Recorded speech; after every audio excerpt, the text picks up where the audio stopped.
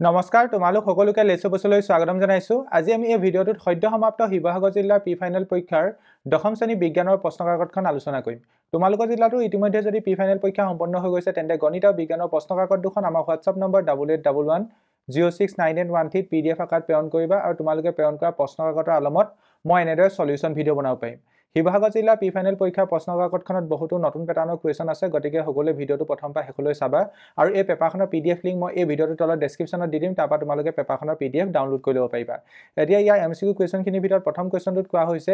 D অপখন বিক্ৰিয়াটো চিনাক্ত কৰা ইয়াত আমাৰ বিক্ৰিয়াৰ আহিব দিয়া হৈছে আৰু ইয়াৰ পৰা আমাৰ ডি অপখন বিক্ৰিয়া কোনটো হ'ব আমি চিনাক্ত কৰিব লাগিব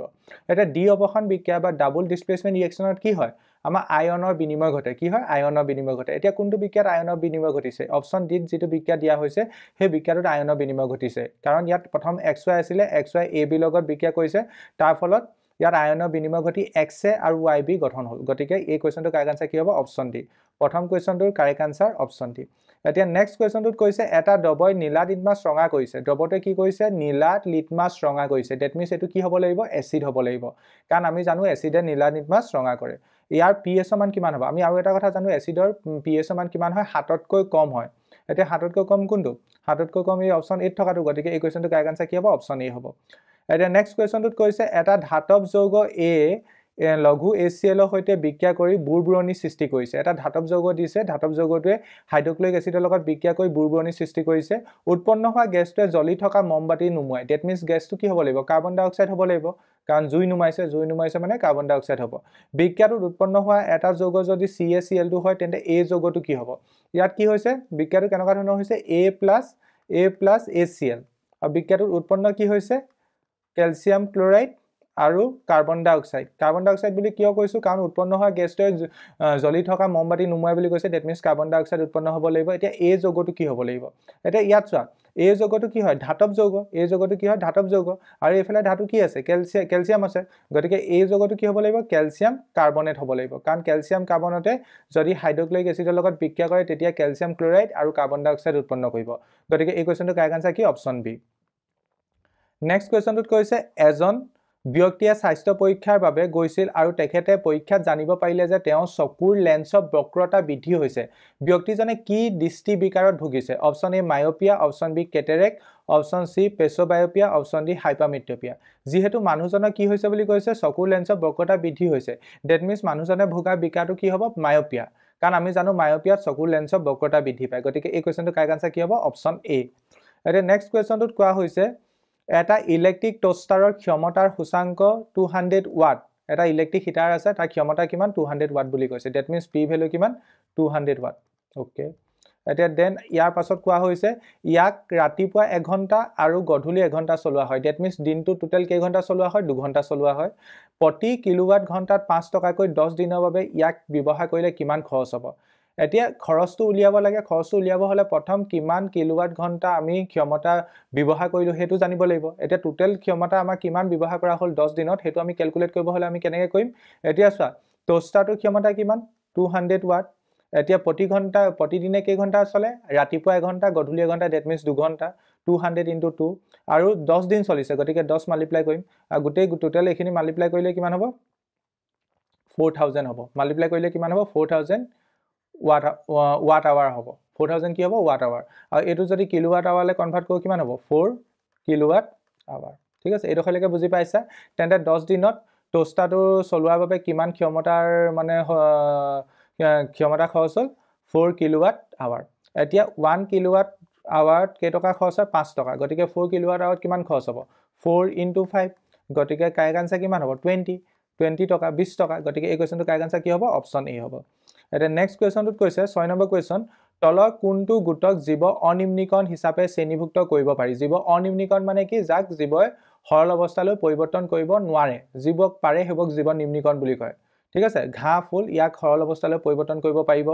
পলিথিনৰ মোনা প্লাষ্টিকৰ পুতলা ইয়াক নোৱাৰে গতিকে এই কোৱেশ্যনটো কাৰেক্ট আনসাৰ কি হ'ব অপচন বি এতিয়া 7 নম্বৰ কোৱেশ্যনটোলৈ আগবাঢ়ো 7 নম্বৰ কোৱেশ্যনটোত কৈছে তলৰ কোনটো বহনক্ষম ব্যৱস্থাপনাৰ এটা উদাহৰণ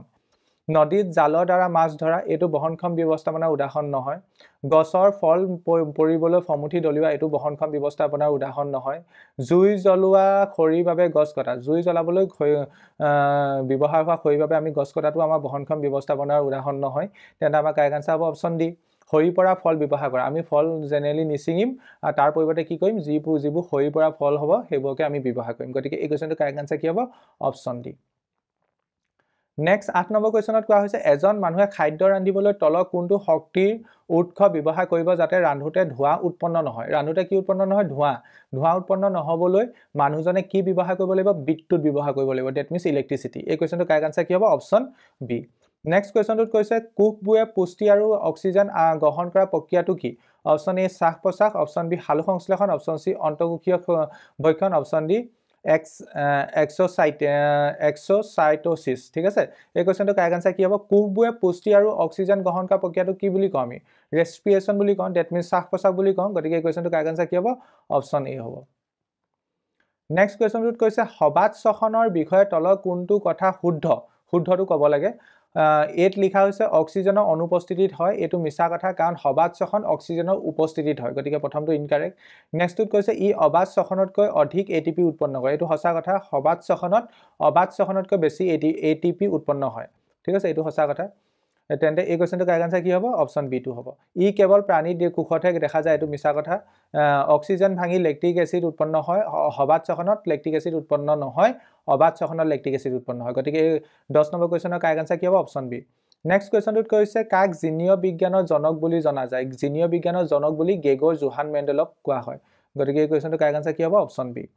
নেক্সট কোৱেশ্চন নম্বৰ 12 ইয়াত কৈছে জিনৰ বিষয়ে তলৰ কোনটো উক্তি শুদ্ধ জিন প্ৰটিনৰ দ্বাৰা গঠিত এটো মিছা কথা জিন প্ৰটিনৰ দ্বাৰা গঠিত নহয় নেক্সট 12 নম্বৰটোত কৈছে জিনবোৰ ডিএনএ দ্বাৰা গঠিত ইয়েস এটো সঁচা কথা জিনবোৰ ডিএনএ দ্বাৰা গঠিত ডিএনএ বুহে প্ৰটিনৰ দ্বাৰা গঠিত গতিকে এই কোৱেশ্চনটো কাৰেক্ট আনসাৰ কি হ'ব অপচন বি শুদ্ধটো বিচাৰিব লাগে শুদ্ধ কোনটো হ'ব অপচন বি অপচন সি টো কাৰেক্ট হ'ব কাৰণ আৰ্জিত বৈশিষ্ট্যবোৰ সংক্ৰমণৰ বাবে জিন দায়বদ্ধ বুলি কৈছে এটো মিছা কথা আৰ্জিত চৈত্য মানে কি জীৱ এটা জীৱনকালত যিবোৰ চৈত্য আহৰণ কৰিলে হেবক আমি আৰ্জিত চৈত্য বুলি কওঁ আৰু তাৰ কাৰণে আমাৰ জিন দায়বদ্ধ নহয় এটা 12 নম্বৰ অপচন ডিত কি কৈছে কোনো জীৱৰ লিংগ নিৰ্ণয়ৰ বাবে জিন দায়বদ্ধ এটো সঁচা কথা নহয় কাৰণ কোনো জীৱৰ লিংগ নিৰ্ণয়ৰ বাবে আমি জানো ক্ৰমোজম দায়বদ্ধ হয় নে নহয় XY ক্ৰমোজম বা XX ক্ৰমোজমৰ ওপৰত ভিত্তি কৰি আমাৰ সন্তানটো হেৰি লৰা হ'ব নে ছোৱালী হ'ব হেতু মানে ডিপেন্ড হয় গতিকে অপচন ডি টো ইনকাৰেক্ট গতিকে এই কোৱেশ্চনটো কাৰেক্ট আনসাৰ কি হ'ব অপচন বি এতিয়া 13 নম্বৰ কোৱেশ্চনটোত কি কোৱা হৈছে চোৱা ইয়াত কোৱা হৈছে তলৰ কোন কেইটা ধাতুৱে জিংকক যেন মানে কি জিংকক তাৰ লৱণৰ দবৰ পৰা অপসাৰিত কৰিব পাৰিব এতিয়া জিংকক অপসাৰিত কৰিব হলে ধাতুকিটা জিংকতকৈ অধিক শক্তিশালী হ'ব লাগিব এতিয়া আমি সক্ৰিয়তা ক্ৰমৰ মতে জানো যে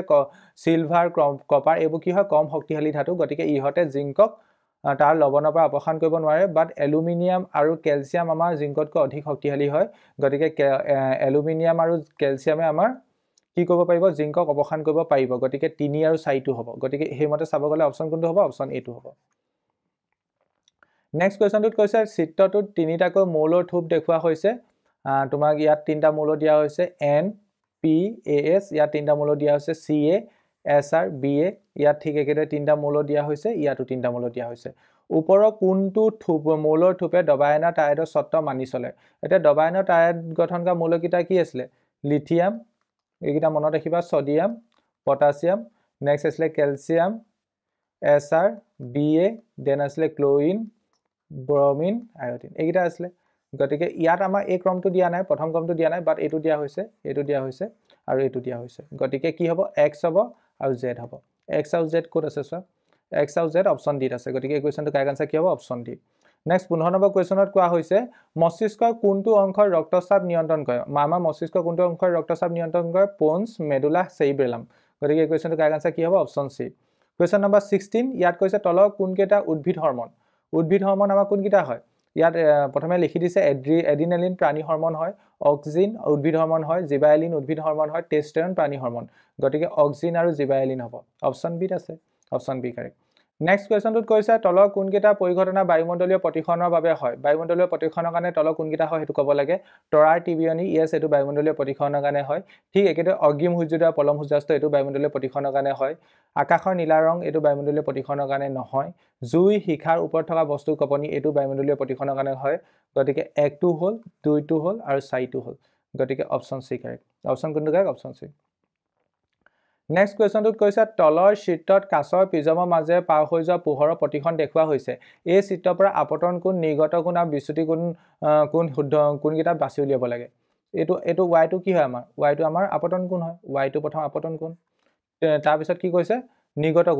কোণ কোনটো হ'ব আমাৰ কিউটো নিৰ্গত কোণ হ'ব এই কিউটো কি হ'ব নিৰ্গত কোণ আৰু বিচ্যুতি কোণ আমাৰ এই পিটো হ'ব গতিকে এই কুৱেশ্যনটো কাৰেক্ট আনচাৰ কি হ'ব Y Q P option D correct 18 number option কোনটো correct D correct next 19 number কুৱেশ্যনত কৈছে অসৎ থিয় আৰু সংকুচিত প্ৰতিবিম্ব গঠন হয় অসৎ থিয় আৰু সংকুচিত প্ৰতিবিম্ব কাৰ দ্বাৰা গঠন হয় অসৎ থিয় সংকুচিত প্ৰতিবিম্ব উত্তল দাবুত আৰু অৱতল লেন্সৰ দ্বাৰা গঠিত হয় গতিকে 1 আৰু 4 কাৰেক্ট হ'ব 1 আৰু 4 ক'ত আছে অপশ্যন চিত আছে এই কুৱেশ্যনটো কাৰেক্ট আনচাৰ কি অপশ্যন চি নেক্সট কুৱেশ্যনটোত কৈছে তলৰ কোনকেইটা উক্তি চুম্বকীয় বলৰেখাৰ বাবে সত্য প্ৰথমটোত লিখা হৈছে সিহঁত এডাল চুম্বকৰ উত্তৰ মেৰুৰ পৰা নিৰ্গত হয় ইয়েছ এইটো সঁচা কথা চুম্বকীয় বলৰেখাবোৰ চুম্বক এডালৰ উত্তৰ মেৰুৰ পৰা নিৰ্গত হয় আৰু দক্ষিণ মেৰুত সোমায় সিহঁত এডাল চুম্বকৰ উত্তৰ মেৰুত মিলিত হয় এইটো মিছা কথা চুম্বকীয় বলৰেখাবিলাকে পৰস্পৰ কটাকটি নকৰে এইটো সঁচা কথা চুম্বকীয় বলৰেখাই বন্ধ কুণ্ডলী গঠন কৰে এইটো সঁচা কথা গতিকে কি হ'ব 1 3 4 1 3 4 ক'ত আছে অপশ্যন ডি আই থিংক এই কুৱেশ্যনটোৰ কাৰেক্ট আনচাৰ কি হ'ব option D next question number 21 ইয়াত কৈছে তলত দিয়া চিত্ৰত মৌল এটাৰ পাৰমাণৱিক সংখ্যা আৰু পাৰমাণৱিক ভৰ দিয়া হৈছে এটা মৌল দিয়া হৈছে মৌলটো ক্লৰিন তাৰ পাৰমাণৱিক সংখ্যা 17 পাৰমাণৱিক ভৰ 35.5 তলৰ কোনটো বিকল্পই আধুনিক পৰ্যায়ৰ তালিকাত মৌলটো অৱস্থা নিৰ্ণয় কৰিব এতিয়া ইয়াত যদি আমি ইলেক্ট্ৰনীয় বিন্যাস লিখো কি হ'ব 2 8 7 যেহেতু ইয়াত তিনটা কক্ষ আছে কক্ষ কেইটা আছে তিনটা গতিকে এই মৌলটো কোন নম্বৰ পৰ্যায়ত থাকিব 3 নম্বৰ পৰ্যায়ত থাকিব আমি কক্ষ সহায়ৰ পৰা পৰ্যায়ৰ কথা ক'ব পাৰো 3 নম্বৰ পৰ্যায়ত থাকিব ঠিক এটা বৰ্গ উলিয়াব হলে আমি কি কৰিম এটো এটা হেলোজেন মৌল হয় আমি সকলোৱে জানো হেলোজেন মৌলবোৰ 17 নম্বৰ বৰ্গত থাকে কেই নম্বৰ বৰ্গত থাকে 17 নম্বৰ বৰ্গত গতিকে বৰ্গ কি হ'ব 17 পৰ্যায় 3 বৰ্গ 17 অপশ্যন সি কাৰেক্ট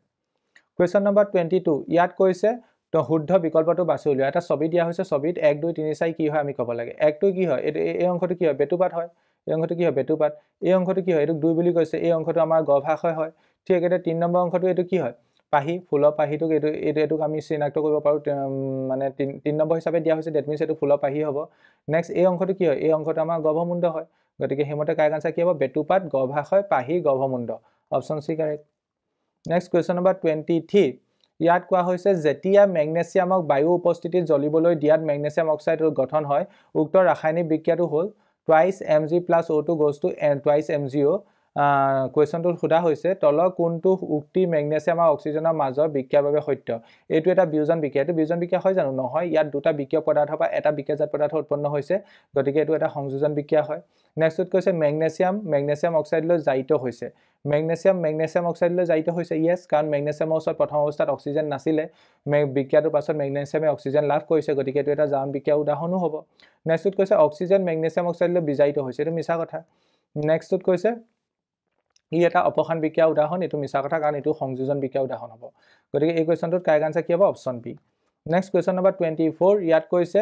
তলৰ চিত্ৰত এখন অৱতল দাপোনত আপতিত ৰশ্মিৰ পথ দেখুওৱা হৈছে প্ৰতিবিম্ব গঠনৰ বাবে প্ৰতিফলিত ৰশ্মিবোৰ ক'ত মিলিত হ'ব এডাল পোহৰ ৰশ্মি কেনেকৈ গৈছে মুখ্য অক্ষ সমান্তৰালকৈ গৈছে এডাল প্ৰতিফলনৰ পিছত ফকাছৰ মাজে পাৰ হৈ আহিব আৰু এডাল কেনেকৈ গৈছে ফকাছৰ মাজে গৈছে ফকাছৰ মাজে যোৱাডাল প্ৰতিফলনৰ পাছত এনেকৈ মুখ্য অক্ষ সমান্তৰাল হ'ব গতিকে পোহৰৰ প্ৰতিফলিত ৰশ্মি কিডালে ক'ত কাটিব সি আৰু এফৰ মাজত কাটিব গতিকে প্ৰতিবিম্ব ক'ত গঠন হ'ব সি আৰু এফৰ মাজত গতিকে এই কুৱেশ্যনটো কাৰেক্ট আনসাৰ কি হ'ব অপশ্যন সি নেক্সট কুৱেশ্যন নম্বৰ 25ত কোৱা হৈছে তলৰ বৰ্তনীটোত 10 ওম ৰোধকটোৰ মাজে চালিত প্ৰবাহৰ মান কিমান হ'ব এতিয়া ইয়াত 10 ওম ৰোধকটোৰ মাজে চালিত প্ৰবাহৰ মান সুধিছে ইয়াৰ মাজে চালিত প্ৰবাহটোক লেটস সাপোজ মই আই বুলি ধৰিছো কি বুলি ধৰিছো আই আৰু ৰোধটো কিমান ইয়াত ৰোধটো কিমান দিয়া হৈছে 10 ওম কাৰণ আমি 10 ওম ৰোধকটোৰ কথা কনসিডাৰ কৰিছো বিভৱভেদ কিমান হ'ব বিভৱভেদ আমাৰ এটো আমাৰ 6 ভোল্ট দিয়া হৈছে বিভৱভেদ 6 ভোল্ট ঠিক আছে আৰু আমি কি উলিয়াব লাগে i equal to question mark যদি আমি উমহূৰ্ত ব্যৱহাৰ কৰো v ইকুৱেল টু ir ইয়াত যদি ভ্যালু বহাই দিও v ভ্যালু 6 i ভ্যালু নাজানো r ৰ ভ্যালু 10 গতিকে ইয়াৰ পৰা i ভ্যালু কিমান পাম i ইকুৱেল টু 6/10 মানে 0.6 এম্পিয়াৰ গতিকে এই কুৱেশ্যনটো কাৰেক্ট আনসাৰ কি হ'ব অপশ্যন বি 0.6 এম্পিয়াৰ নেক্সট কুৱেশ্যনটোত কৈছে তলৰ চিত্ৰত কপাৰৰ বিদ্যুৎ পৰিশোধন দেখুওৱা হৈছে কোনটো বিকল্পই বিশুদ্ধ কপাৰ আহৰণৰ শুদ্ধ প্ৰক্ৰিয়াটো বৰ্ণনা কৰিছে ইয়াত কৈছে যেতিয়া বিদ্যুৎ প্ৰবাহ চালিত হয় বিশুদ্ধ কপাৰ এনডৰ পৰা কেথডত জমা হয় এটো মিছা কথা নেক্সটত কৈছে যেতিয়া বিদ্যুৎ চালিত হয় বিশুদ্ধ কপাৰ এনডৰ পৰা বিদ্যুৎ বিশ্লেষণত জমা হয় এইটো মিছা কথা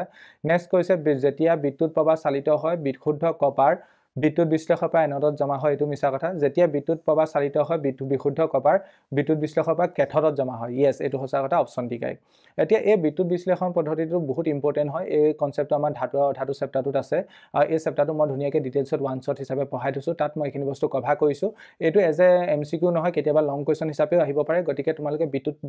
পৰিশোধন পদ্ধতিটো ভালকৈ পঢ়ি যাবা কোনোবাই যদি বুজি পোৱা নাই তোমালোকে সেই ভিডিঅ'টো ফ'ল' কৰিব পাৰা য'ত মই ওৱান শ্বটত গোটেই ধাতু আৰু অধাতু চেপ্টাৰটো কভাৰ কৰি থৈছোঁ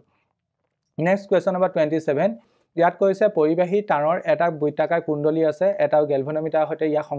সংযোজিত কৰা হ'ল দন্তচুম্বক এডাল ইয়াৰ অক্ষৰ সৈতে কুণ্ডলীটো ফালে স্থানান্তৰিত কৰা হয় গেলভেনোমিটাৰত কি দেখা যাব গেলভেনোমিটাৰত বিক্ষেপণ দেখা যাব খন্তেকীয়া এটা বিক্ষেপণ দেখা যাব গতিকে এই কুৱেশ্যনটো কাৰেক্ট আনসাৰ কি হ'ব অপচন বি কাৰেক্ট হ'ব এটা দিশত খন্তেকীয়া বিক্ষেপণ ঘটিব ঠিক আছে নেক্সট কুৱেশ্যন নম্বৰ 28 ইয়াত কৈছে তলৰ কোনটোৱে বিউটিনৰ সমযোজী গঠন কৰে বিউটিন মানে এলকিনৰ সংকেত কি আছিলে CN is twice n হয় নে নহয় হয় এটা বিউটিন হলে কাৰ্বন কেইটা থাকিব লাগিব 4টা গতিকে n ৰ ভ্যালু 4 হেমতে হাইড্ৰোজেনৰ ভ্যালু কিমান হ'ব 8 হ'ব গতিকে বিউটিনৰ সংকেতটো কিমান C4H8 গতিকে ইয়াৰ গঠন সমযোজী হলে তাৰ সংকেতটো এটোৱে হ'ব কাৰ্বন 4টা থাকিব হাইড্ৰোজেন 8টা থাকিব কাৰ্বন 4টা থাকিব হাইড্ৰোজেন 8টা থাকিব এতিয়া হিসাব কৰা ইয়াৰ কাৰ্বন 1 2 3 4টা কাৰ্বন ঠিকৰে আছে হাইড্ৰোজেন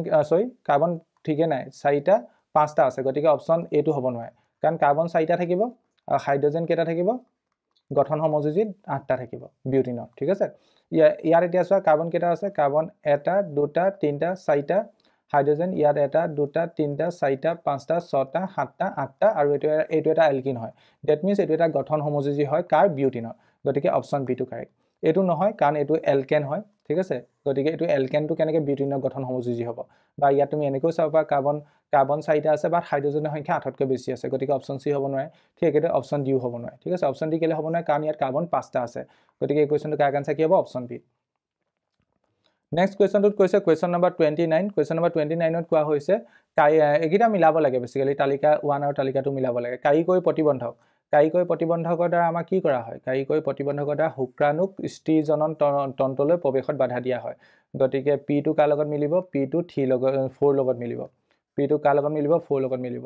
নেক্সট অৰেল কন্ট্ৰাসেপ্টিভৰ সহায়ত কি কৰা হয় দেহত হৰমনৰ পৰিমাণ নিয়ন্ত্ৰণ কৰি ডিম্বক্ষয়ন বন্ধ কৰে গতিকে q2 কাৰ লগত মিলিব 3 লগত মিলিব q2 কাৰ লগত মিলিব 3 লগত নেক্সট কৈছে কপাৰটি কি কৰা হয় কপাৰটি গৰ্ভাশয়ত সংস্থাপন কৰি গৰ্ভধাৰণ বন্ধ কৰা হয় গতিকে r2 কাৰ লগত মিলিব 2 লগত মিলিব r2 2 লগত মিলিব ঠিক একেদৰে গম পালা বন্ধাকণ এটো তেন্তে এক লগত মিলিব শুক্ৰবাহী নলী ডিম্ববাহী নলী বন্ধ কৰা হয় গতিকে 4321 এটো 2 হ'ব লিখছিল 4321 গতিকে কাৰেক্ট আনসাৰ কি হ'ব 4321 অপচন সি কাৰেক্ট এটো কোৱেশ্যনৰ কাৰেক্ট আনসাৰ কি অপচন সি নেক্সট কুৱেশ্যনটো আমি মিলাব লাগে স্তম্ভ 1 আৰু স্তম্ভ 2 মিলাব লাগে সোডিয়াম আৰু ধাতু পানীয়ে যদি বিক্ৰিয়া কৰে কি উৎপন্ন হ'ব সোডিয়াম আৰু পানীয়ে যদি বিক্ৰিয়া কৰে সোডিয়াম হাইড্ৰক্সাইড আৰু হাইড্ৰোজেন গেছ উৎপন্ন হ'ব ঠিক আছে গতিকে p2 কাৰ লগত মিলিব p2 3 লগত মিলিব p2 3 লগত মিলিলে ঠিক একেদৰে আয়ন আৰু কপাৰ সালফেটে যদি বিক্ৰিয়া কৰে আয়ন আৰু কপাৰ সালফেটে বিক্ৰিয়া কৰি আয়ন সালফেট আৰু কপাৰ উৎপন্ন কৰিব গতিকে q2 কাৰ লগত মিলিব 2 লগত মিলিব নেক্সটটো কৈছে পটাছিয়াম আয়োডাইড আৰু লেড নাইট্ৰেটে বিক্ৰিয়া কৰিলে পটাছিয়াম আয়োডাইড আৰু লেড নাইট্ৰেটে বিক্ৰিয়া কৰিলে পটাছিয়াম নাইট্ৰেট আৰু লেড আয়োডাইড উৎপন্ন হ'ব গতিকে এটো r2 1 লগত মিলিব তেন্তে এটা কথা গম পালা s2 কাৰ লগত মিলিব s2 4 লগত মিলিব গতিকে এটো কি হ'ল 3214 গতিকে অপচন সি কাৰেক্ট এই কোৱেশ্যনটো কাৰেক্ট আনসাৰ কি অপচন সি নেক্সট কুৱেশ্যনটো একদম ইজি কুৱেশ্যন এটো কুৱেশ্যন প্ৰায়বোৰ ডিস্ট্ৰিক্টত আহি আছে এটো কুৱেশ্যনত কৈছে এটা প্ৰতিপ ধনু অংশবোৰৰ শুদ্ধকমটো কি হ'ব অপচন ডি গ্ৰাহক সংগ্ৰাহী নিউৰন স্নায়ুৰজ্জ আগ্ৰাহী নিউৰন পেশী অপচন ডি কাৰেক্ট নেক্সট কুৱেশ্যনত কোৱা হৈছে কাঁচ পানী আৰু হিয়া প্ৰতিখনাংক 1.52 1.33 আৰু 2.42 ঠিক আছে এতিয়া এই গতিকে এই মাধ্যমকেইটা পোহৰ দুটি শুদ্ধকম কি হ'ব এতিয়া চোৱা প্ৰতিখনাংক কি দিয়া হৈছে কাঁচৰ 1.52 পানী কিমান দিয়া হৈছে 1.33 আৰু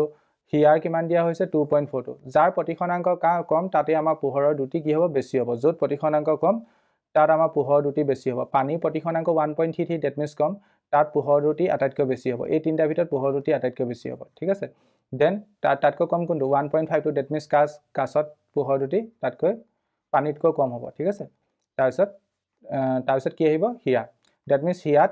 পোহৰ দুটি আটাইতকৈ কম হ'ব তাৰপিছত কাছ তাৰপিছত আৰু কি আহিব পানী আহিব গতিকে হিয়া কাছ পানী অপশ্যন চিত আছে আই থিংক নেক্সট কুৱেশ্যনটোত কৈছে একে ধাতুৰ সমান দৈৰ্ঘ্যৰ তিনিডাল তাঁৰৰ ব্যাসৰ ক্ৰম ক্ৰমান্বয়ে দিয়া হৈছে এডাল ধাতুৰ ব্যাসটো d1 বুলি কৈছে আনটো ধাতুৰ ব্যাসটো d2 বুলি কৈছে আনডাল ধাতুৰ ব্যাসটো d3 বুলি কৈছে আৰু কোৱা হৈছে d1 greater than d2 greater than d3 এতিয়া আমাক কৈছে তিনিডাল ধাতুৰ ৰোধৰ ক্ৰমটো কি হ'ব এতিয়া চোৱা ব্যাস যিমানেই বেছি হ'ব ৰোধটো সিমানেই আমাৰ কম হ'ব ব্যাস যিমানেই বেছি হ'ব ৰোধটো সিমানেই কি হ'ব কম হ'ব ঠিক আছে গতিকে ইয়াৰ যিহেতু ব্যাস সবতকৈ বেছি গতিকে r1 ৰ ৰোধ সবতকৈ কম হ'ব ঠিক আছে আৰু d3 দ্যাট মিন্স 3 নম্বৰ তাঁৰডালৰ ব্যাস যেহেতু সবতকৈ কম গতিকে 3 নম্বৰ তাঁৰডালৰ ৰোধটো সবতকৈ বেছি হ'ব গতিকে সবতকৈ বেছি ৰোধ কাৰ হ'ব r3 তাৰপিছত r2 তাৰপিছত r1 গতিকে এই কোৱেশ্যনটো কাৰেক্ট আনসাৰ কি হ'ব ক'ত আছে এইটো অপশ্যন বি আছে I think question number 33 option B correct next কুৱেশ্যনটোত কৈছে 34 উদ্ভিদত পানী আৰু খনিজ পদাৰ্থ পৰিবহনৰ লগত জড়িত পদক্ষেপৰ সঠিক ক্ৰমটো কি হ'ব উদ্ভিদত পানী কেনেকৈ পৰিবহন হয় প্ৰথমে হিপাৰ পানী আৰু খনিজ পদাৰ্থ প্ৰথমে হিপাৰ দ্বাৰা জাইলোমলৈ যায় তাৰপৰা পাত তাৰপৰা বাষ্পীভৱন প্ৰক্ৰিয়াটো হয় গতিকে অপশ্যন এ কাৰেক্ট হ'ব নেক্সট কুৱেশ্যনত কোৱা হৈছে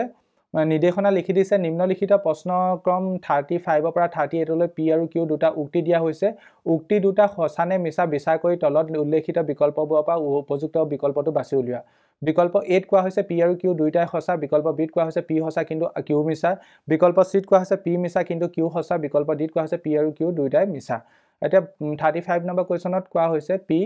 ফ্লুৰ'কাৰ্বন ডেট মিন্স CFC নিৰ্গমনৰ বাবে অজন স্তৰৰ অৱক্ষয় ঘটে এইটো একদম সঁচা কথা পিটো সঁচা ঠিক একেদৰে কিউত কোৱা হৈছে বায়ুমণ্ডলত বৰ্ধিত কাৰ্বন ডাই অক্সাইডৰ বাবে অজন স্তৰৰ অৱক্ষয় ঘটিছে এইটো সঁচা কথা পি আৰু কিউ দুইটাই কাৰেক্ট হ'লে কি হ'ব অপশ্যন এ হ'ব পি আৰু কিউ দুইটাই শুদ্ধ 36ত কৈছে পিটোত কৈছে এটা বৈদ্যুতিক মটৰৰ ফলা আঙঠি কুণ্ডলী প্ৰবাহৰ দিশ সলনি কৰিবলৈ ব্যৱহাৰ কৰা হয় এইটো সঁচা কথা এইটো কাৰেক্ট ঠিক আছে নেক্সটত কি কোৱা হৈছে কুণ্ডলীত বিদ্যুতৰ দিশ পৰিৱৰ্তনে ইয়াৰ ওপৰত প্ৰযুক্ত বলৰ দিশ বিপৰীত কৰে আৰু নিৰন্তৰ ঘূৰ্ণন নিশ্চিত কৰে এইটো সঁচা কথা দিশ পৰিৱৰ্তন হয় কাৰণে কুণ্ডলীটো নিৰন্তৰ ঘূৰি থাকে পি আৰু কিউ দুইটাই সঁচা হ'লে আমাৰ কোনটো কাৰেক্ট হ'ব অপশ্যন এটো কাৰেক্ট হ'ব হয়নে কুৱেশ্যন নম্বৰ 36 কি হ'ব অপশ্যন এ কাৰেক্ট হ'ব কাৰণ পি আৰু কিউ দুইটাই সঁচা 37ত কৈছে সৌৰশক্তি এটা অনবীকৰণযোগ্য শক্তি উৎস এইটো মিছা কথা সৌৰশক্তি আমাৰ নবীকৰণযোগ্য শক্তি উৎস গতিকে এইটো মিছা নেক্সটত কৈছে আমাৰ নিউক্লিয় শক্তি বিয়োজন প্ৰক্ৰিয়াৰ দ্বাৰা উৎপন্ন হয় এইটো আমাৰ কি হ'ব সঁচা কথা হ'ব গতিকে পি মিছা কিউ সঁচা সেইটো ক'ত আছে পি মিছা কিউ সঁচা ক'ত আছে অপশ্যন চিত আছে গতিকে 37 অপশ্যন চি কাৰেক্ট নেক্সটত কৈছে সমহস্ত অংগবোৰৰ কাম বেলেগ বেলেগ কিন্তু গঠন একে সমহস্ত অংগবোৰৰ কি হয় কাম বেলেগ বেলেগ ইয়েস গঠন একে এইটো সঁচা কথা গতিকে এইটো পিটো সঁচা গৰু আগঠেং আৰু চৰাই দেউকা সমহস্ত অংগ ইয়েস গৰু আগঠেং আৰু চৰাই দেউকাৰ কাম বেলেগ বেলেগ হয় গৰু আগঠেং কি হয় মানে ঠেঙৰ দ্বাৰা খোজ কাঢ়ে দেউকাৰ দ্বাৰা চৰাই উৰে মানে বৃত্তি বেলেগ বাট সিহঁতৰ গঠনৰ উৎস একে গতিকে এইটো সঁচা কথা হ'ব ইহঁত সমহস্ত অংগ হ'ব পি আৰু কিউ দুইটাই সঁচা ডেট মিন্স 38 ৰ কাৰেক্ট আনসাৰ কি হ'ব অপশ্যন এ নেক্সট কুৱেশ্যন কিটাত আমাৰ নিৰ্দেশনা দিয়া হৈছে নিম্নলিখিত প্ৰশ্ন নং 39 ৰ পৰা 41 লৈ বিবৃতি আৰু কাৰণ ওপৰত দুটা উক্তি উল্লেখ কৰা হৈছে ইয়াৰ পৰা চাৰিটা বিকল্পৰ পৰা শুদ্ধটো বাছি উলিয়াব লাগে মানে সিম্পলকৈ ক'ব গ'লে এছাৰচন ৰিজনিং টাইপৰ কুৱেশ্যন ইয়াৰ প্ৰথম 39 ৰ এছাৰচনটো দিয়া হৈছে বিবৃতিটো দিয়া হৈছে লেন্সৰ ক্ষমতা এছ একক হৈছে ডায়োপ্টাৰ এইটো সঁচা কথা নেক্সটত কোৱা হৈছে অৱতল লেন্সৰ ক্ষমতা ধনাত্মক আৰু উত্তল লেন্সৰ ক্ষমতা ঋণাত্মক এইটো মিছা কথা কাৰণ অৱতল লেন্সৰ ক্ষমতা ঋণাত্মক হয় উত্তল লেন্সৰ ক্ষমতা ধনাত্মক হয় গতিকে এই কুৱেশ্যনটো কাৰেক্ট আনসাৰ কি হ'ব এ সঁচা আৰ মিছা এ সঁচা আৰ মিছা ক'ত আছে অপশ্যন চিত আছে গতিকে এই কুৱেশ্যনটো কাৰেক্ট আনসাৰ অপশ্যন চি হ'ব নেক্সটত কৈছে কাৰ্বনৰ বিবৃতিটোত কৈছে কাৰ্বন মৌলটো প্ৰকৃতিত ভিন্ন ওপৰত থাকে এইটো সঁচা কথা কাৰ্বন মৌলটো আমি প্ৰকৃতিত ভিন্ন অৱস্থাত পাওঁ নেক্সট কাৰণত লিখিছে কাৰ্বনৰ যোজ্যতা 4 এইটো সঁচা কথা বাট এই তলৰ কাৰণটোৱে আমাৰ উক্তিটোক শুদ্ধ বিশ্লেষণ কৰিব পৰা নাই গতিকে ইয়াত আমাৰ কাৰেক্ট আনসাৰ কি হ'ব অপশ্যন বি হ'ব উক্তি আৰু কাৰণ দুটাই সঁচা বাট উক্তিটো আমাৰ কাৰণৰ শুদ্ধ ব্যাখ্যা নহয় সৰি কাৰণটো আমাৰ উক্তিৰ শুদ্ধ ব্যাখ্যা নহয় 40 option B correct next 41 number কুৱেশ্যনত কোৱা হৈছে বিবৃতিটোত কোৱা হৈছে বৈদ্যুতিক মটৰে বৈদ্যুতিক শক্তিক যান্ত্ৰিক শক্তিলৈ ৰূপান্তৰ কৰে এইটো একদম সঁচা কথা এইটো কাৰেক্ট নেক্সটত কৈছে বৈদ্যুতিক মটৰত কুণ্ডলীৰ ঘূৰ্ণন ফ্লেমিঙৰ সোঁহাতৰ নীতিৰ ওপৰত আধাৰিত এইটো সঁচা কথা বাট তলটোৱে আমাক ওপৰটো কাৰেক্ট এক্সপ্লেইন কৰা নাই গতিকে এই কুৱেশ্যনটো কাৰেক্ট আনসাৰ কি হ'ব অপশ্যন বি হ'ব নেক্সট কুৱেশ্যন কিটা আমাৰ কেছ বেছ ষ্টাডি টাইপৰ কুৱেশ্যন হয় মানে ইয়াত তোমালোকক প্ৰথমে অলপ দি দিছে সেইখিনি পঢ়িবলৈ তলৰ কুৱেশ্যনটো আনসাৰ কৰিব লাগিব তলৰ ঘটনাটো পঢ়া আৰু প্ৰশ্ন নং 42 পৰা 43 শুদ্ধ বিকল্পটো বাছি উলিওৱা এতিয়া ডাইৰেকশ্যনত দিয়া হৈছে ডাইৰেকশ্যনটো সেইটোৱে আৰু বেছিকেলি ইয়াত লিখি দিছে গৱেষণাকাৰী এটা দলে অজন স্তৰৰ অৱক্ষয়ৰ বাবে মানুহৰ স্বাস্থ্যৰ ওপৰত পৰা প্ৰভাৱৰ বিষয়ে গৱেষণা কৰিছে তেওঁলোকে গৱেষণা কৰি পালে যে অতিবেঙুনীয়া ৰশ্মিৰ অত্যাধিক বিকিৰণৰ ফলত ছালৰ কৰ্কট ৰোগ হোৱাৰ পৰিমাণ বৃদ্ধি হৈছে এতিয়া 42 নম্বৰ কুৱেশ্যনত সুধিছে অজন স্তৰৰ অৱক্ষয়ৰ লগত জড়িত প্ৰধান স্বাস্থ্য সম্পৰ্কীয় সমস্যাটো কি ছালৰ কৰ্কট ৰোগ হ'ব পাৰে সেইটো লিখিয়ে দিছে গতিকে অপশ্যন বি কাই হ'ব নেক্সট কুৱেশ্যনটোত কৈছে তলৰ কোনটো অজন স্তৰৰ অৱক্ষয়ৰ বাবে দায়ী আমাৰ অজন স্তৰৰ অৱক্ষয়ৰ বাবে কি দায়ী ক্ল'ৰফ্ল'ৰকাৰ্বন গতিকে এই কুৱেশ্যনটো কাৰেক্ট আনসাৰ কি হ'ব অপশ্যন চি নেক্সট কুৱেশ্যনটোত কৈছে তলৰ ঘটনাটো পঢ়া আৰু প্ৰশ্ন নং 44 পৰা 45 শুদ্ধ বিকল্পটো বাছি উলিওৱা মানে বেছিকেলি একেই কেছ বেছ টাইপৰ কুৱেশ্যন হয় ইয়াত লিখি দিছে গংগা নদী লক্ষ লক্ষ মানুহৰ জীৱনৰ মূল আধাৰ কিন্তু বৃদ্ধি পোৱা ঔদ্যোগিক নিগমন অশোধিত মলমূত্ৰ আৰু ধৰ্মীয় কাৰ্যকলাপৰ বাবে পানীৰ গুণগত মান যথেষ্ট হ্ৰাস পাইছে এই সমস্যাৰ সমাধান কৰিবলৈ গংগা কাৰ্যকৰী আঁচনি আৰম্ভ কৰা হৈছিল যাৰ উদ্দেশ্য আছিল নদীখন পৰিষ্কাৰ আৰু স্বাস্থ্য পুনৰুদ্ধাৰ কৰা এতিয়া ইয়াত 44 নম্বৰ কুৱেশ্যনত হৈছে গংগা নদী আঁচনিৰ মূল লক্ষ্য কি আছিল এইটো লিখিয়ে দিছে গংগা কাৰ্যকৰী আঁচনিৰ মূল লক্ষ্য কি আছিল নদীখন পৰিষ্কাৰ আৰু স্বাস্থ্য পুনৰুদ্ধাৰ কৰা ডেট মিনছ অপশ্যন বি কাই হ'ব এই কুৱেশ্যনটো কাৰেক্ট আনসাৰ কি option B next question number 45 এই পেপাৰখনৰ লাষ্ট কুৱেশ্যন ইয়াত কৈছে তলৰ কোনটোৱে নদী প্ৰদূষণ কমোৱাত সহায় কৰিব ইয়াত কি কৈছে অপশ্যন 8 কৈছে মলমূত্ৰ নিগমনৰ আগতে পৰিশোধন কৰি অপশ্যন বি কৈছে নিৰ্বননীকৰণ বৃদ্ধি কৰি অপশ্যন চি কৈছে অপৰিশোধিত ঔদ্যোগিক বৰ্জ্য পানীত পেলোৱা অপশ্যন ডি কৈছে পানীৰ ব্যৱহাৰ বৃদ্ধি কৰা এই কুৱেশ্যনটো কাৰেক্ট আনসাৰ কি হ'ব অপশ্যন এ হ'ব মলমূত্ৰ নিগমনৰ আগতে আমি পৰিশোধন কৰি নদীত পেলোৱাৰ ব্যৱস্থা কৰিব লাগিব তেতিয়া আমাৰ নদীখন কম পৰিমাণে বিশুদ্ধ হ'ব আশা কৰিছোঁ এই পেপাৰখনত থকা এমচিকিউ কুৱেশ্যনখিনি তোমালোকে বুজি পালা বাকি প্ৰশ্নখিনি মই তোমালোকক দেখাই দিছোঁ হ'লেও তোমালোকে এই পেপাৰখন এই ভিডিঅ'টোৰ তলত ডেছক্ৰিপশ্যনত PDF আকাৰত দিয়া থাকিব তাৰ পৰা তোমালোকে PDF ডাউনলোড কৰি ল'ব পাৰিবা আৰু তোমালোকৰ জিলাটো যদি প্ৰি ফাইনেল পৰীক্ষা সম্পন্ন হৈ গৈছে তেন্তে গণিত আৰু বিজ্ঞানৰ প্ৰশ্ন কাকত দুখন আমাৰ হোৱাটছআপ নম্বৰ 8811069813 প্ৰেৰণ কৰিবা তোমালোকে প্ৰেৰণ কৰা প্ৰশ্ন কাকতৰ আলমত মই এনেদৰে সলিউশন ভিডিঅ' বনাব পাৰিম আজি এই ভিডিঅ'টো চোৱাৰ বাবে সকলোকে ধন্যবাদ জনাইছোঁ এটা নতুন ভিডিঅ'ত তোমালোকৰ লগত পুনৰ দেখা দেখিম